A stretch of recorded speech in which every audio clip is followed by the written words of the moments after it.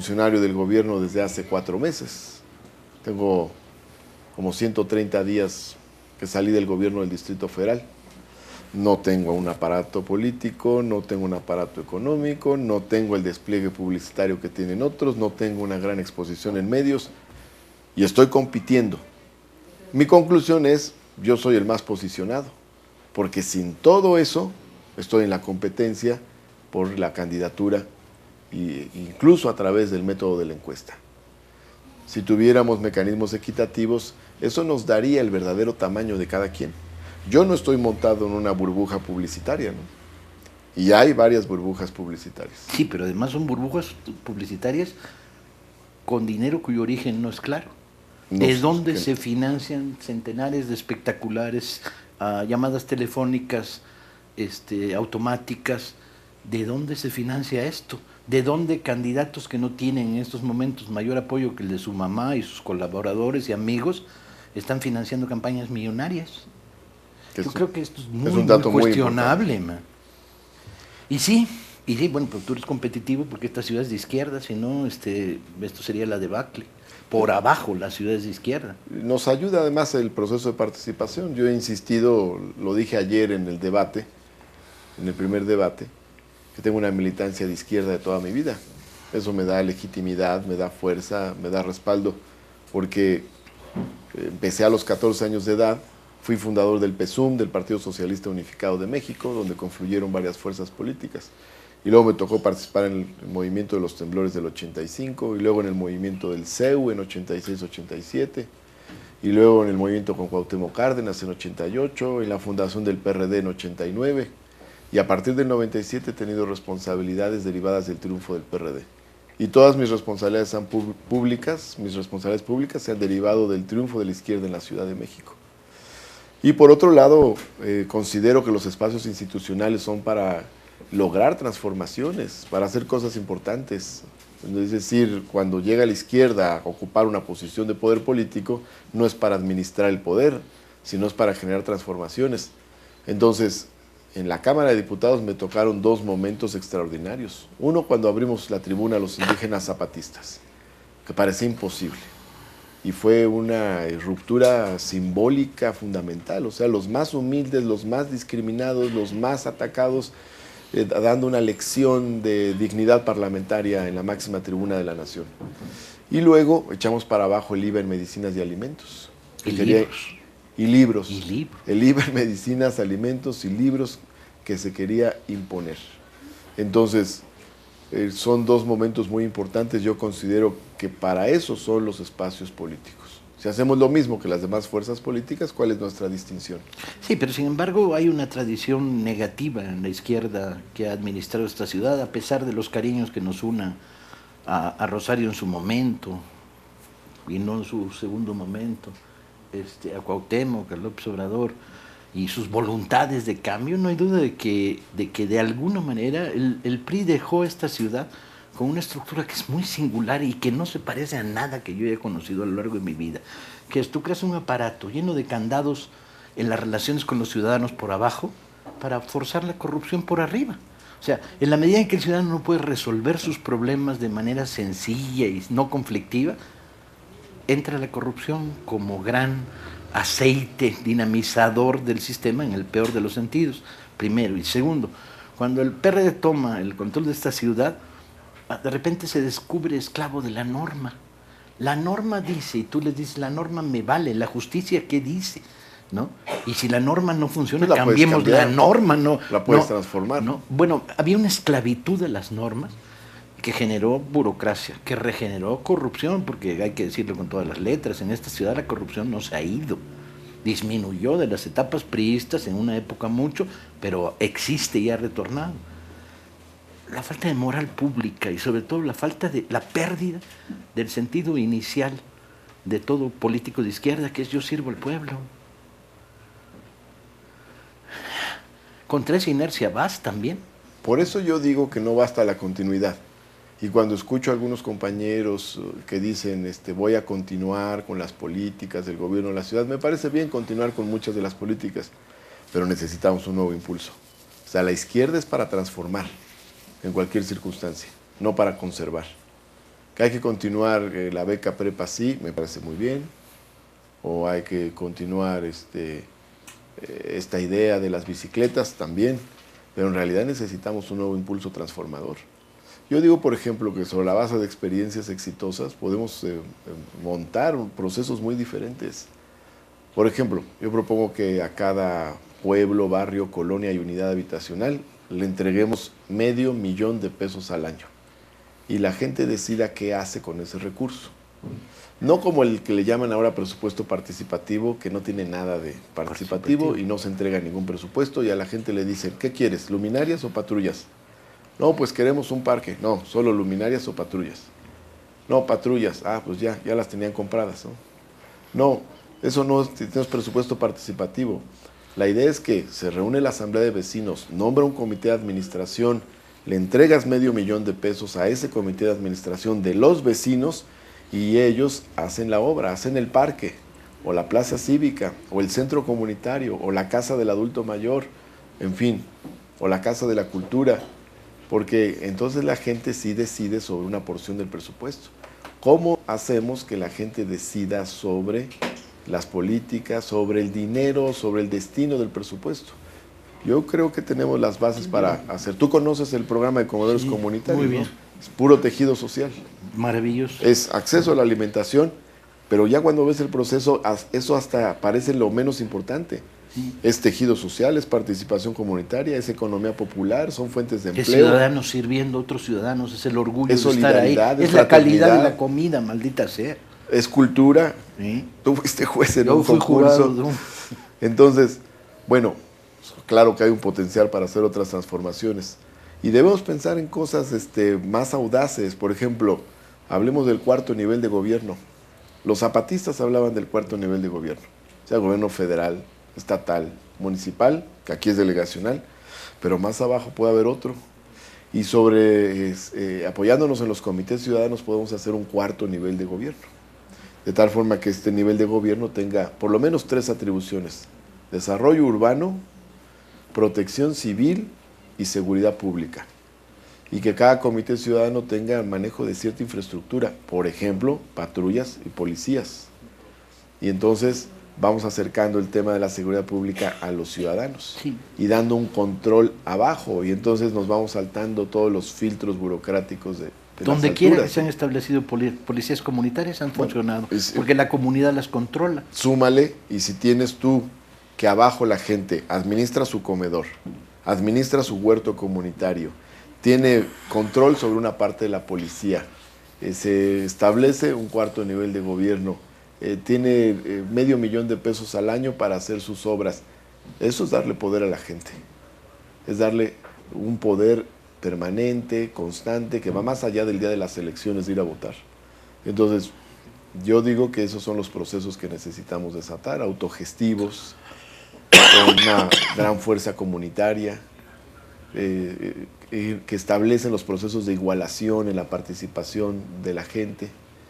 Entonces, en la ciudad, las experiencias que hemos tenido, podemos medirlas, y hay muchas experiencias exitosas que podemos convertir en grandes experiencias. Por ejemplo, el mejoramiento de barrios se hace en 200 colonias cada año, pero la ciudad tiene 1,800 unidades vecinales. ¿Lo podemos hacer en las 1,800 unidades vecinales? Por supuesto que sí. Y luego tenemos que meter otras dinámicas. Fue muy bueno esto de las bicicletas en Reforma, Condesa, Roma, Polanco, pero el tema de la bicicleta tiene que trascender lo recreativo para convertirse en un instrumento de la vida cotidiana. Hay que ligarla a las escuelas. Entonces, ciclovía a las estaciones de metro, a CEU, claro, ciclovía a Zacatenco, ciclovía a el casco de Santo Tomás, a las UAMs, a las UACMs, a Coxpa. Y por otro lado, los cicloestacionamientos. Pues sí. Vas en tu bici, llegas al metro Villa de Cortés, cuelgas tu bici en el estacionamiento, porque un estacionamiento para coches es enorme, un estacionamiento para bicicletas es mucho más pequeño, y ya tomas el metro y te vas a trabajar al Zócalo, a las oficinas del centro, y te regresas al metro, y en la noche tomas tu bici y te regresas a tu casa. Entonces, con eso se disminuyen las emisiones de gases con efecto invernadero. Pero hay más, un mecanismo gobernante que le dijera a los ciudadanos claramente y mirándoles a los ojos. Una persona por transporte contamina, crea conflictos de vialidad. Socialicemos. Acompaña a los hijos de tu vecino al cole y un solo coche, acompaña del trabajo a otro compañero y un solo carro. Si volteas a ver la ciudad en los momentos de tráfico punta, está repleta de automóviles con una sola persona. Es terrible, delirante, ¿no? Es loco. No sucede porque es suicida. Ni en países del primer mundo en Europa. Es absurdo. Ahora, incluso yendo más allá en el desarrollo de la idea, vas en la bicicleta y llegas contento a tu trabajo. Eso no lo tengo tan claro, yo soy bastante bueno. No, pero generas endorfinas. O sea, sí. Cambia la química de tu organismo. Porque como es un ejercicio liviano, entonces llegas alegre al trabajo, mejoras la salud. Si fumas, pues echas afuera toxinas, ¿verdad? Sí, no, que sería yo tu fumo caso, para meterme ejemplo, toxinas, ¿no? Y para mantener la mala leche, porque hay cosas que me siguen preocupando profundamente. ¿Cómo es posible que una ciudad de izquierda tenga problemas con agua potable en zonas de la ciudad, mientras que los camellones de las lomas están siempre regados? Bueno, es vergonzante eso. Bueno, el tema del agua es un tema número uno, es uno de las grandes prioridades. Agua. El agua debe ser un derecho humano. La Asamblea Legislativa trae un decreto que no se ha terminado, que no se ha concluido, concretado, que es hacer del agua un derecho humano. El agua un derecho humano, y luego entonces tienes que garantizar el ejercicio de ese derecho. ¿Cómo le vas a hacer? Y ahí hay que tomar varias medidas, ¿no? O sea, ¿cómo aprovechas el agua de la naturaleza? Es un absurdo que tengamos inundaciones en las zonas donde nunca hay agua. Hay una región de Iztapalapa, Lienzo Charro y unidades habitacionales adyacentes que se inunda casi todos los años. Y cuando no es época de lluvias, no hay agua. Como se inundaron los Arenales, por ejemplo, hace 2 años. Es decir, lo que necesitamos es la utilización del agua de lluvia, la captación del agua de lluvia, el aprovechamiento del agua de lluvia. Es tanta como la que traemos del Cutzamala, pero la del Cutzamala la pagamos y el agua de lluvia es gratuita, y la que es gratuita la mandamos al caño. Yo creo que esa puede ser una de las grandes odiseas. Estás pensando racionalmente, o sea, metámosle la razón a la Ciudad de México, pero hay cosas más que meterle que la razón, hay que meterle la lucha de clases, hay que meterle el impulso de la necesidad de la igualdad social, de los derechos comunes, de la libertad.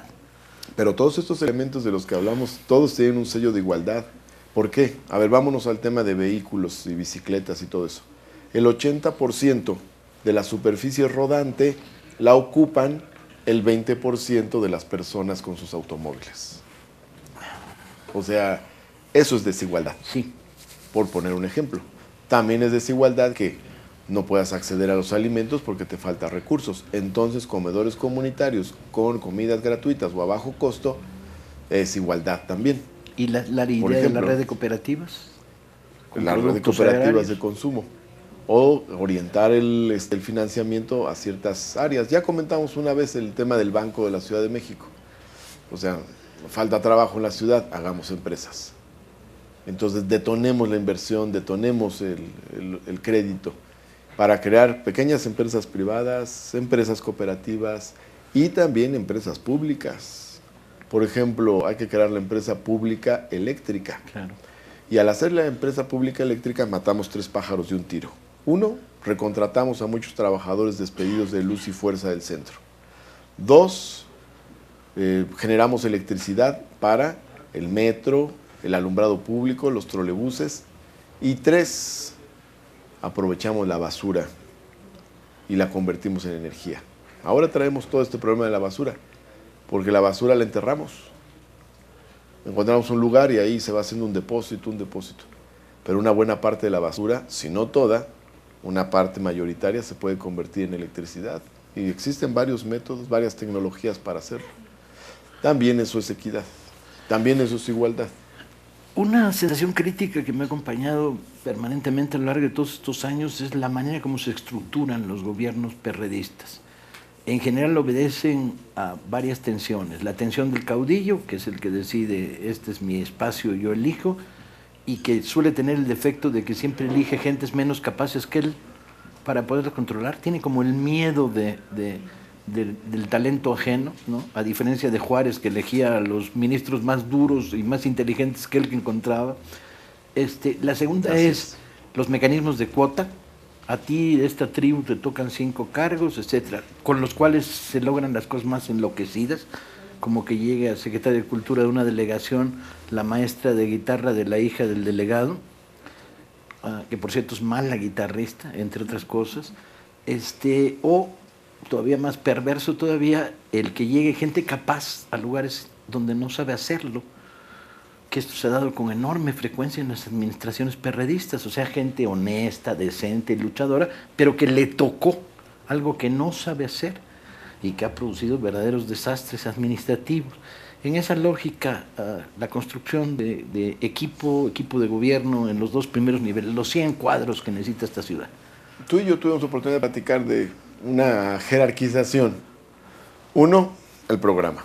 2, el equipo. 3, la candidatura. Cuando toda la discusión estaba centrada en la candidatura. Pero una persona tiene que representar algo. Si no representa algo, si solamente es su interés personal, esto no tiene sentido. Entonces tiene que representar un proyecto y tiene que representar toda una vertiente de la sociedad. Entonces primero es la propuesta. Por eso nos abocamos a elaborar los 50 puntos para la 4ª transformación de la Ciudad de México. Los presentamos desde agosto. Cabe reiterar que de todos los que ahorita son precandidatos, fui el único que acudió a la convocatoria del presidente del partido, de Manuel Oropesa, y presenté 50 puntos para la 4ª transformación. Y ya hicimos una nueva versión donde le agregamos una gran cantidad de temas que nos fueron sugiriendo en los recorridos. Ahora, queremos un gobierno de izquierda, pues necesitamos cuadros de izquierda. Es decir, más allá de los grupos del partido. Más allá. ¿Se puede incorporar a los grupos del partido? Sí, claro, a todos. Pero no sobre la base de que cada grupo te diga, mira, te propongo al dedo meñique de mi grupo, sino sobre la base de las capacidades que tengan también, de los perfiles que tengan. En todos los grupos del partido, del PRD, hay gente capaz, sí, y también en el PT y en el Movimiento Ciudadano y en Morena. Y en la periferia. Morena tiene una gran cantidad de cuadros. Pero más allá de todo eso, hay mucha sociedad civil que es progresista y no está en los partidos, y ahí hay muchos cuadros que rescatar, hombres y mujeres con capacidades y destrezas para incorporarlas al gobierno de la ciudad.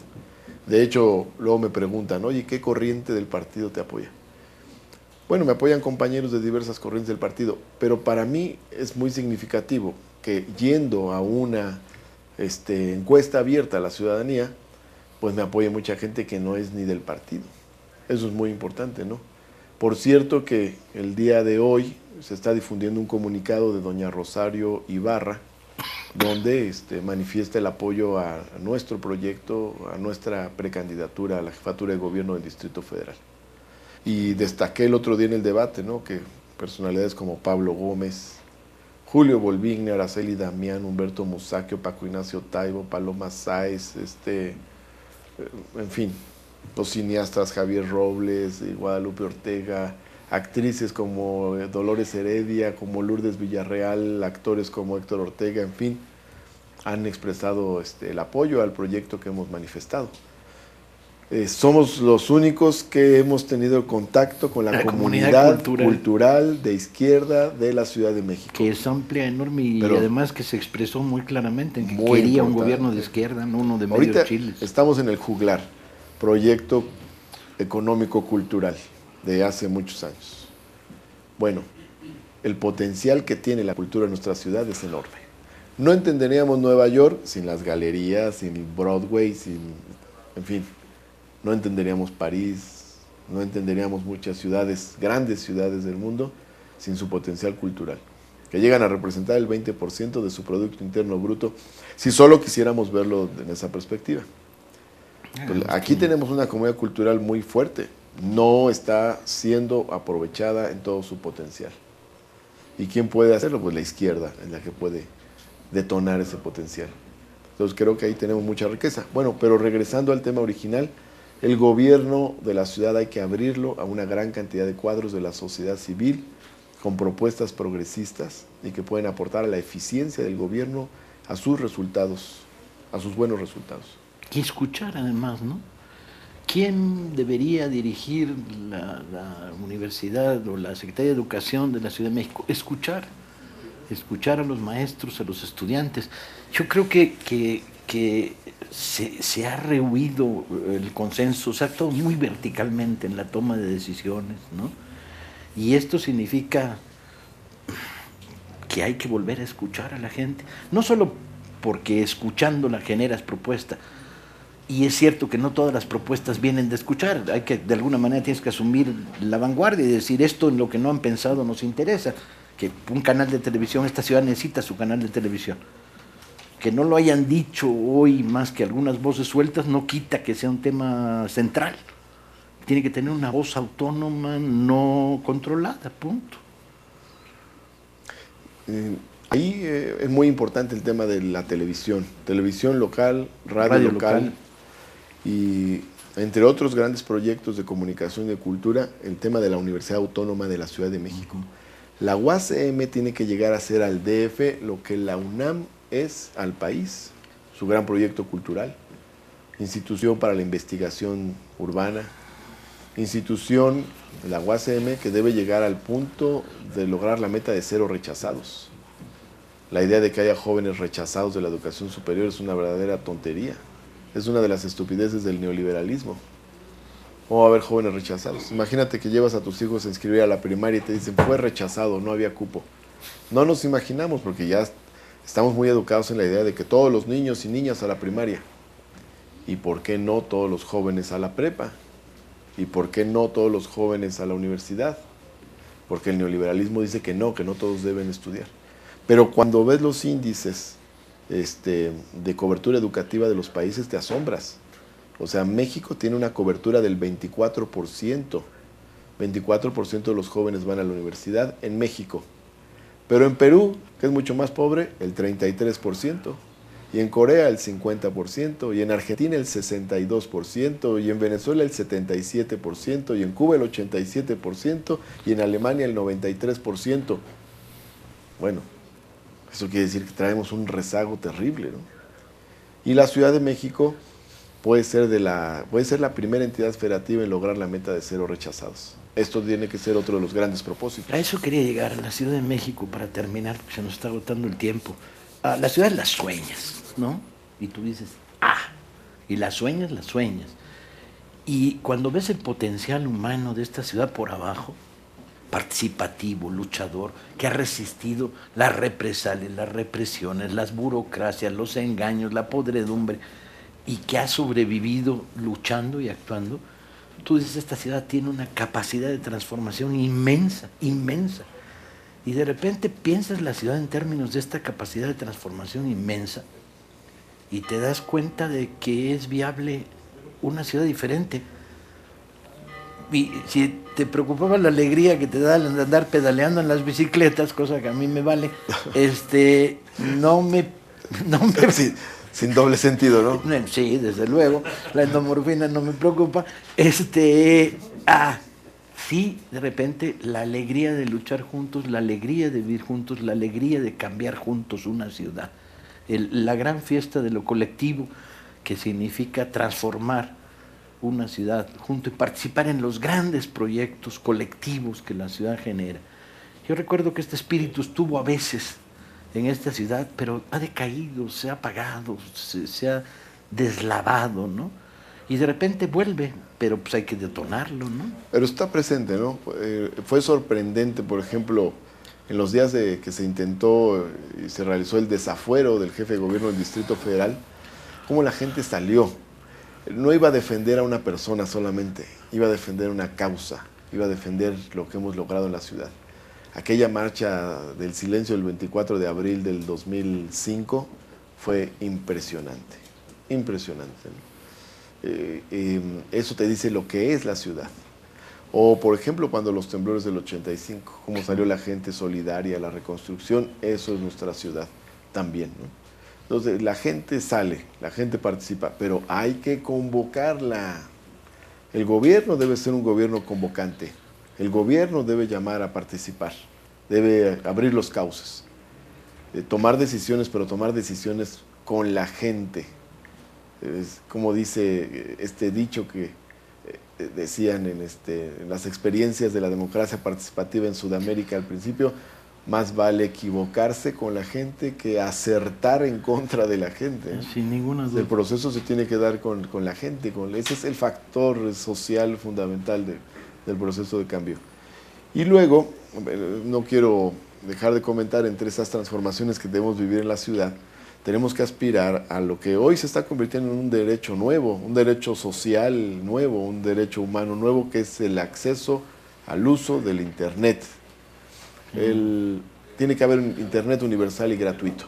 Y sí se puede porque existe la llamada tecnología G4, que con la utilización de la red de fibra óptica, porque aquí tenemos una red de fibra óptica que construyeron los electricistas, esos que son tan atacados por improductivos, construyeron una red de fibra óptica impresionante, que no la han logrado construir empresas privadas en otros lugares del mundo. Y esa red de fibra óptica, que hoy la tiene la Comisión Federal de Electricidad, llega a todos los hogares. Podemos tener una antenita en cada poste de luz que permita mandar la señal de Internet a cada uno de los hogares. Hoy existe la posibilidad tecnológica de tener Internet universal y gratuito en toda la Ciudad de México. Entonces, este es otro de los grandes puntos de transformación en una nueva etapa de transformación que tiene que vivir la sociedad, tiene que vivir la Ciudad de México, que yo creo que es perfectamente posible. Cuando discutimos estas cosas, y lo he hecho varias veces, me suena que estamos elaborando nuestra Carta de los Reyes Magos, y no está mal. Ya era hora de que elaboráramos las cartas de los grandes cambios que queremos. La desaparición del pensamiento utópico en la izquierda es verdaderamente una de sus grandes tragedias. Bueno, ¿no? pero no te vayas tan lejos. Hay cosas que se decía que eran imposibles, que se plantearon hace una década. Por ejemplo, lo de la pensión de adultos mayores. Sí. Decían, cuando empezó a implementarse, decían, eso va a quebrar las finanzas, ¿cómo se le va a dar una pensión a todos los adultos mayores? Es imposible. Eso es derrochar el dinero, eso es populismo, asistencialismo, clientelismo, bla, bla, bla. Y sin embargo, sí fue posible. Se comenzó con 150,000 adultos mayores. ¿Sabes que estamos llegando ya a 500,000 adultos mayores con pensión en la Ciudad de México? Es un salto muy importante. La beca prepa sí, son 200,000 jóvenes en bachillerato que reciben beca para que no dejen los estudios de bachillerato, para que salgan adelante. O sea, estamos hablando de inversiones sociales muy fuertes que se decía que eran imposibles y que han resultado totalmente viables. Los amigos están claros. ¿Y los enemigos? Bueno, eso quiere decir que hay nuevas proezas sociales que se pueden hacer en la Ciudad de México. ¿Y los enemigos? Lo que hay enfrente, porque gobernar con un proyecto de ciudad como el que estás esbozando en estos momentos, que a mí me resulta extremadamente interesante y animador, implica la construcción de enemistades potentes, de confrontación contra intereses creados, desde el charrismo corporativo a nivel de los aparatos sindicales hasta la estructura del PRI, que va a enloquecer tratando de confrontar la Ciudad de México, hasta el pensamiento reaccionario racista que ha surgido en estos últimos años en la Ciudad de México entre algunos sectores de las clases medias y clases altas, ¿no?, que identifican miseria con pobreza y que son capaces de generar insultos tan bonitos como pinches indios, pinches pobres, ¿no? Que me ponen de buen humor cuando los practican, porque me calientan. Todo eso, no, porque esto no es rebanar el pastel y pasar caminando, esto no es un baile de 15 años. Bueno, sí, no, Paco, porque también hay sectores de las clases medias maravillosos que entran a todos estos procesos de una manera entusiasta, ¿no? Tú ves los domingos Reforma, la mayor parte son familias de clase media que van al paseo ciclista, o sea, se están involucrando en una política de transformación de la Ciudad de México, por ejemplo. Entonces yo creo que sí puede haber clases medias, empresarios y otros sectores de la sociedad. Gente de la comunidad judía, yo he platicado con ella, muy entusiasta con los cambios en la Ciudad de México. Y gente sí con recursos para invertir. Entonces, también hay sectores que le pueden entrar y que quieren entrarle a estos procesos de cambio. Yo no lo dudo, y ¿no? yo creo que en las clases medias hay una clase media ilustrada que está a favor del cambio y lo más profundo posible, incluso muy radicalizada a ratos en cuanto a algunos de los contenidos.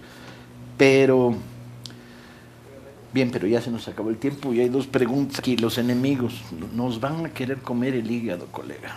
Hay que blindar el hígado para confrontarlos. Dos preguntas. Una de ellas de Edgar Martínez, que según sondeo en redes sociales, Martí Batres ganó el debate de ayer. ¿Eso podrá ayudar a su mejor posicionamiento? Nos ayudó. Yo lo mido así porque ya veo a muchos derechosos ahí atacándonos en redes sociales. Eso quiere decir que nos fue muy bien ayer. Y la verdad es que sí nos fue muy bien, Paco Ignacio, porque presentamos propuestas específicas, concretas, un proyecto para transformar la ciudad. Y un mensaje de Ana Ortega: de todos los candidatos, Martí fue el único que renunciaron del gobierno de Marcelo Ebrard. ¿Eso no indica que están los dados cargados? Bueno, yo decía hace poco, digo, ya decirlo ahorita ya no tiene mucho efecto, pero decía, pues 4 meses fuera del presupuesto, todos los que quieran participar, ¿no? Porque quiero ver que varios de los que estuvieron colgados del presupuesto público durante estos meses participaran a ras de suelo, a ver cómo les iba. Eso hubiera sido mucho más equitativo. De todas maneras nos está yendo bien. Pues somos los que somos, ¿no? De todas maneras nos va a ir bien. De hecho, una de las simpatías que genera tu campaña es una campaña que se está haciendo sin ningún tipo de recursos marcianos, sin ningún tipo de recursos oscuros. Entonces, bueno, esto genera simpatía, no genera con la solidaridad de la gente, ¿no? Y incluso frente a los despliegues propagandísticos de algunos de los candidatos se ha generado rechazo. La pregunta es: ¿de dónde sacan dinero para todo esto? Es una pregunta crítica. Y creo que se nos está acabando el tiempo. ¿Minutos nos quedan? Un resumen, tú solito. Bueno, independientemente de todas estas inequidades, nos está yendo bien, nos va a ir bien. Esto no es un asunto de ambiciones personales ni de aspiraciones personales, que es una visión muy individualista. Se trata de representar aspiraciones colectivas. Representamos aspiraciones colectivas, nos identificamos con la lucha de la izquierda. Puedo decir que soy el candidato natural de la izquierda en esta Ciudad de México. Yo siempre he sido de izquierda, no acabo de llegar, no llegué por una candidatura, aquí estuve, aquí estoy, estuve en los años difíciles del PRD, cuando no había gobierno, no había cargos públicos, no había prerrogativas, nada de eso. Estuvimos en las luchas más difíciles cuando nos perseguía el gobierno de Carlos Salinas, a los perredistas. Estábamos en la oposición, ya estábamos luchando. Y también me parece importante señalar que tengo un proyecto, tengo una idea de qué hacer en la Ciudad de México, tengo una experiencia de lucha, tengo una experiencia de gobierno y me parece que está claro que representamos el proyecto de izquierda para la ciudad, como un proyecto colectivo de la gente y para la gente. En esas condiciones, bueno, y habiendo una encuesta que se va a realizar el próximo fin de semana, por eso le digo a todos los amigos, amigas que nos ven, que nos escuchan, que si a tu casa llega la encuesta, Martí Batres es la respuesta. Gracias, Paco Ignacio. Gracias al juglar. Muchas gracias.